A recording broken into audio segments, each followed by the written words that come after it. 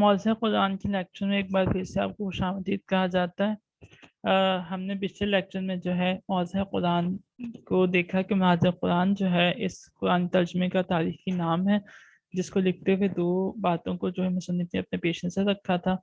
اب ان سے پہلے جو ہے ان کے بڑے بھائی شاہ محمد رفیع الدین بھی اردو ترجمہ قرآن پاک کا اردو ترجمہ لکھ چکے تھے۔ اس لیکچر میں ہم اس کی شروعات کریں گے۔ شاہ محمد رفیع الدین کا اردو ترجمہ۔ شاہ محمد رفیع الدین کا پورا نام رفیع الدین عبدالوہاب تھا۔ شاہ ولی اللہ کے 4 بیٹوں میں سے تیسرے نمبر پر آپ کا بیٹے تھے، اور شاہ عبدالعزیز اور شاہ عبدالقادر کی طرح ان جید علماء میں شمار ہوتے تھے جنہوں نے نہ صرف اپنے والد کا نام روشن کیا بلکہ ان کی دینی تحریک اور علمی روایت کو بھی آگے بڑھایا۔ بر عظیم میں ان کی عام شہرت استاد، عالم اور مصنف کی حیثیت سے آج تک ہماری تہذیبی تاریخ کا حصہ ہے۔ اردو زبان و ادب میں ان کی اصل شہرت قرآن پاک کے اس پہلے ترجمے کی وجہ سے ہے جو انہوں نے اس صدی کے آخر میں کیا۔ اردو ترجمہ و تفسیر انہوں نے اپنے قلم سے نہیں بلکہ بول کر لکھوائے۔ ان کے ایک شاگرد سید نجف علی خان نے قرآن مجید تحت اللفظی ان سے پڑھا۔ جو کچھ شاہ رفیع الدین پڑھاتے رہے وہ لکھتے رہے، اور جب مکمل ہو گیا تو اصلاح کے لیے پیش کر دیا۔ شاہ رفیع الدین کا ترجمہ اس قدر لفظی اور بے محاورہ اور دشوار فہم ہے کہ ہمارے زمانے میں کیا، اس زمانے میں بھی بول چال کی زبان ایسی نہ تھی، لیکن اصل یہ ہے کہ عربی زبان کی وسعت و بلاغت اور قرآن مجید کے معجز نما عبادت ترجمے کی گرفت میں نہیں آ سکتی، اور شاہ صاحب جیسے محتاط بزرگ کو آیت آیت اور لفظ لفظ پر یہ خیال تھا کہ ہماری طرف سے کوئی ایسی کمی بیشی نہ ہو جائے جس سے مطلب کچھ سے کچھ ہو جائے، اس لیے ان کے نزدیک بہترین صورت یہ تھی کہ ہر لفظ اور ہر حرف کا ترجمہ عربی کے ترتیب کے مطابق اسی موقع پر لکھ دیا جائے، خواہ اردو عبارت و محاورے کے خلاف ہو جائے۔ شاہ رفیع الدین کا ترجمہ قرآن ٹھیٹ لفظی ترجمہ ہے جس میں ترتیب الفاظ قرآن کا سختی سے لحاظ کیا گیا ہے اور اردو محاورے کو نظر انداز کر دیا گیا ہے۔ شاہ رفیع الدین کا ترجمہ جسے انہوں نے سید نجف علی خان کو لکھوایا تھا لفظی ترجمہ ہے جس میں متن قرآن کی انتہائی پابندی کی گئی ہے۔ شاہ رفیع الدین نے ہر لفظ کے نیچے اردو کا مناسب ترین لفظ لکھ دیا ہے اور وضاحت کے لیے الفاظ بڑھانے یا ترجمے کو بامحاورہ بنانے کی بالکل کوشش نہیں کی۔ عربی میں پہلے مضاف آتا ہے اور پھر مضاف الیہ، اردو ترجمے بھی اسی صورت کو برقرار رکھا گیا ہے۔ اسی طرح عربی میں فعل، فاعل اور مفعول سے پہلے آتا ہے۔ شاہ رفیع الدین نے ترجمے میں یہی صورت باقی رکھی ہے۔ رفیع الدین صاحب کے ترجمے کی تاریخی اہمیت یہ ہے کہ یہ اردو زبان میں قرآن مجید کا پہلا ترجمہ ہے۔ اس ترجمے نے بند دروازے کھول کر قرآن کے اردو ترجمے کی ایسی روایت قائم کی کہ یہ سلسلہ آج تک جاری ہے۔ اگر ہم دونوں ترجمے کا تقابلی جائزہ لیں تو ہمارے سامنے کیا صورت آئے گی، اس کو دیکھ لیتے ہیں۔ یہاں پر آپ کے سامنے سورہ لہب کا ترجمہ جو ہے وہ پیش کیا جا رہا ہے۔ پہلے شاہ رفیع الدین نے جو ترجمہ کیا اس کو پڑھتے ہیں۔ لکھتے ہیں، ہلاک ہو جیو ہاتھ ابی لہب کے، اور ہلاک ہو وہ، نہ کفایت کیا اس کو مال اس کے نے اور جو کچھ کمایا تھا۔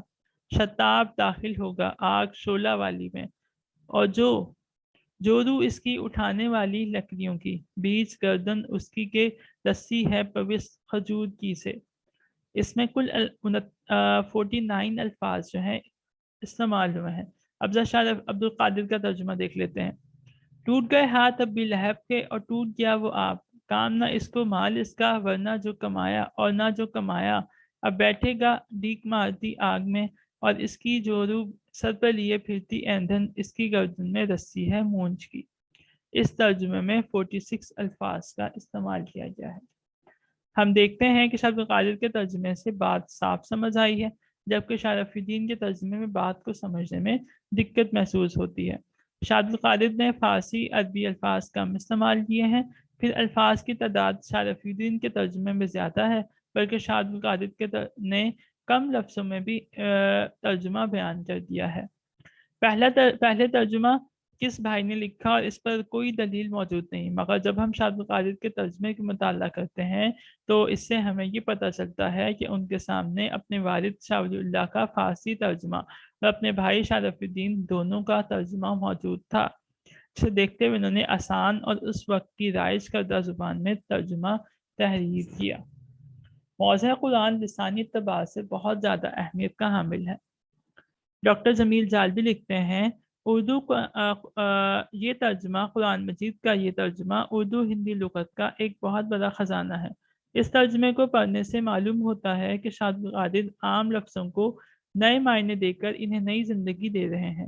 اس میں کثرت کے ساتھ ایسے عام الفاظ استعمال ہوئے ہیں جنہیں ہم آج بھی عربی اور فارسی الفاظ کے بجائے استعمال کر کے اپنے اظہار کو ایک نیا رنگ دے سکتے ہیں۔ اس میں وہی زبان استعمال ہوئی ہے جو عوام میں رائج تھی، اور شاہ صاحب نے اس عوامی زبان و محاورے کو قرآن مجید جیسی کتاب کے ترجمے کے لیے استعمال کر کے نئی رفت عطا کی ہے۔ شاہ عبد القادر صاحب نے اپنے ترجمے میں ہندی الفاظ کا استعمال زیادہ کیا۔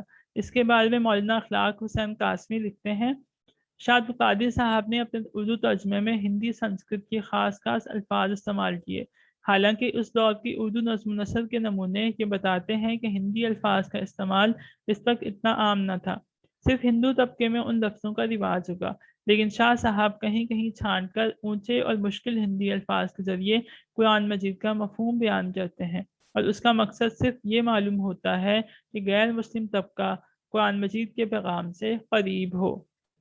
ڈاکٹر محمد سلیم خالد لکھتے ہیں لیکن یہ حقیقت یہ ہے کہ شاہ عبد القادر کا زیر تبصرہ ترجمہ قرآن مجید اس وقت مدبجہ اردو میں ہے، یعنی وہ اردو جو دہلی اور اس کے گرد و نواح کے عام لوگوں کی بول چال کی زبان تھی۔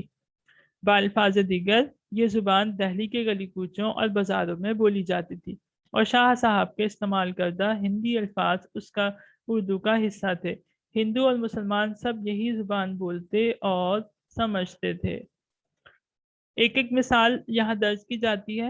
ہندی لفظ کھنڈ ہے جس کے معنی ٹکڑا، منزل، درجہ ہے۔ ہندی کے مفرد مصادر جیسے بچلانا یعنی چوکنا، بہکنا۔ ہندی کے مرکب مصادر ٹوٹے میں آنا یعنی نقصان اٹھانا۔ ہندی کے مرکب الفاظ رچتا، بچتا، لذیذ، خوشگوار، سمجھنا۔ یہ سب الفاظ اس وقت کی رائج اردو میں بھی بولے جاتے تھے۔ اردو شعراء نے بھی اپنے کلام میں مندرجہ بالا الفاظ کا استعمال کیا ہے۔ ترجمہ قرآن شاہ عبد القادر کی لسانی اہمیت کو بیان کرتے ہوئے ڈاکٹر جمیل جالبی لکھتے ہیں قرآن مجید کے تراجم اور تفاسیر نے زبان کی ایک اہم خدمت یہ انجام دی کہ عربی زبان کے مزاج اور لہجوں کو اردو زبان کے لہجوں میں سمو دیا۔ روزمرہ زندگی میں بولے جانے والے بے شمار محاورے ہم نے انہی تراجم سے اخذ کیے ہیں۔ ڈاکٹر جمیل جالبی نے ان محاوروں کی ایک لمبی لسٹ اپنی کتاب تاریخ ادب اردو جلد 2 میں شامل کی ہے جو ہم آج بھی اپنی زبان عام روزمرہ میں بولتے ہیں، یعنی اس ترجمے کی بدولت وہ الفاظ ہماری زندگی، ہماری اردو کا حصہ بنے، اس سے پہلے موجود نہیں تھے۔ جیسے کہ یہاں پر میں آپ کے سامنے کچھ لفظ بتا دیتا ہوں۔ دلوں پر مہر، میدان کاٹنا، پیٹھ دینا، آسمان ٹوٹ پڑنا، دل کا نرم ہونا، توشائے آخرت، موت آنا وغیرہ، جو الفاظ ہیں جو کہ اس کتاب کے ذریعے سے اردو میں رائج ہوئے۔ اب ذرا ہم ناقدین کی آراء بات لیتے ہیں۔ ناقد حضرات کہتے ہیں مولانا محمد الحسن نے شاہ صاحب کے ترجمہ قرآن کی تفضیل خصوصیات بیان کی ہیں۔ پہلی خاصیت، ترتیبی الفاظ قرآن کا بہت خیال رکھا گیا ہے۔ دوسری، ترجمہ بنیادی طور پر بامحاورہ ہے۔ تیسری، فصل بعید سے احتراز کیا گیا ہے۔ چوتھی، باقدر ضرورت اردو محاورے کو اپنایا گیا ہے۔ سر سید احمد خان لکھتے ہیں ان کا ترجمہ کلام اللہ کا اردو لغات کے لیے ایک بڑی سند ہے، یعنی اردو لغت کے لیے، لغت کی جمع لغات ہوتا ہے۔ بابا اردو مولوی عبدالحق لکھتے ہیں شاہ عبد القادر کے ترجمے میں اس قدر پابندی نہیں کی گئی، بلکہ وہ مفہوم کی صحت اور لفظ کے حسن کو برقرار رکھنے کے علاوہ اردو زبان کے روزمرہ اور محاورات کا بھی خیال رکھتے ہیں۔ دوسری خوبی اعجاز کی ہے، یعنی کم لفظوں میں مفہوم صحت کے ساتھ ادا کرتے ہیں۔ میں امید کرتا ہوں کہ یہ لیکچر آپ کو سمجھ آئے گا۔ ویڈیو کو زیادہ سے زیادہ لائک کریں اور شیئر کریں دوستوں کے ساتھ۔ अगले लेक्चर के लिए तक के लिए इजाज़त।